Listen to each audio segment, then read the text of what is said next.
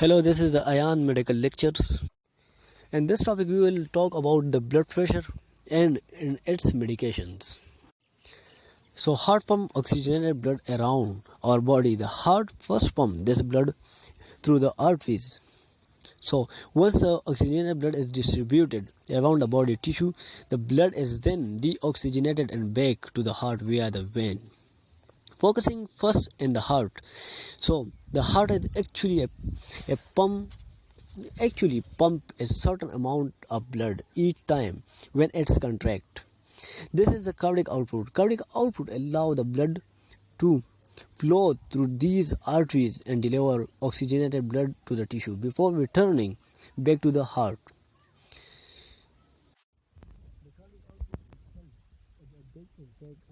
Pressure. Other organs responsible for play a role in regulating blood pressure include the liver, lungs, kidneys, and the endocrine organ.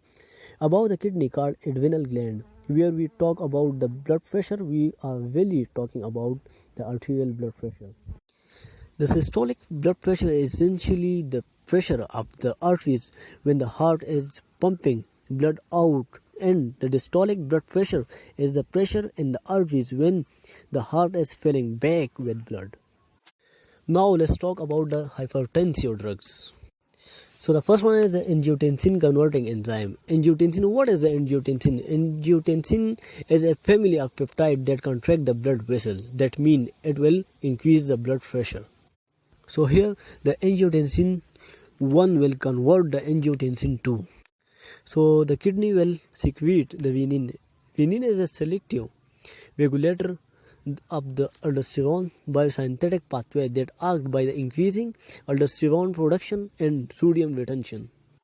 The ACE inhibitor is very common in antihypertensive. This medication can be remembered by FREL. The in sound will be like a FREL. For example, benazepril, captopril, enalapril, and fosinopril. The mode of action of ACE, so it inhibits the conversion of angiotensin 1 to angiotensin 2, and you have less angiotensin 2. That means you will decrease the blood pressure. The side effects of these drugs are dry cough, rash, nausea, vomiting, and diarrhea. These medications are contraindicated in pregnancy, asthma, kidney disease. So these medications block the angiotensin converting enzyme to not convert to angiotensin 2. So that means you will decrease the blood pressure because the angiotensin is the agent which contract the blood vessel. So these medication will block these activity. So this was the angiotensin. Now let's talk about the alpha receptor blockers.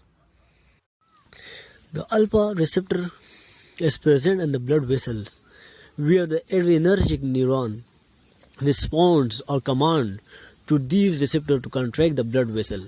That means it will also increase the blood pressure. So here is the alpha receptor and lumen of the blood vessels.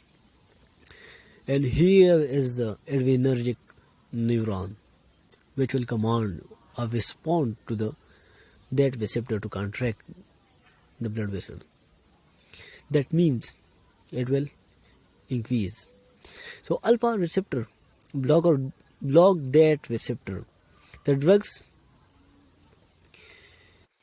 doxazosin and paroxetine and tavazosin. The mode of action of the alpha 1 receptor blockers. So these drugs inhibit the adrenergic activity to decrease the blood pressure and also decrease the total cholesterol. The side effect of these drugs, it can lead to hypertension. So this was the drugs which began with A. Now let's talk about the B. B is a beta blocker. The beta blocker, the in sound will be olol. For example, etinolol, citalol, mindolol, nidolol, etc. These are the drugs of beta blockers. So these drugs are work on the heart pacemaker cells, which is the conducting system of heart. So there is a adrenergic nerve corresponding to secrete the non-adrenaline and adrenaline, which is also known as epinephrine and non-epinephrine. to increase the heart rate, which will increase the blood pressure. And also there is another beta 1 receptor and cardiomyocytes. By the responding of adrenergic neuron, it will increase the cardiac output to increase the blood pressure.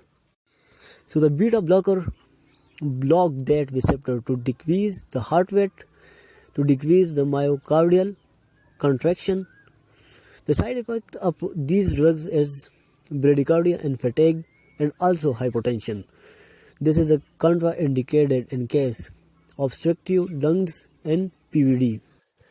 So I hope you understand what I'm trying to say. So the beta blocker block that receptors and pacemakers and also the beta 1 which is present in cardiomyocytes.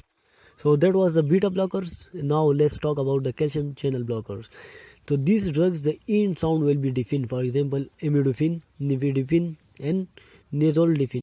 So the side effect of the calcium channel blocker is headache, dizziness, hypertension, and these drugs are contraindicated in cardiac failure, the heart block, hypertension. So there are two type of calcium channel blockers, the L type and T type. So we will talk about first the T type. So T of time. So it is present in the pacemaker cells.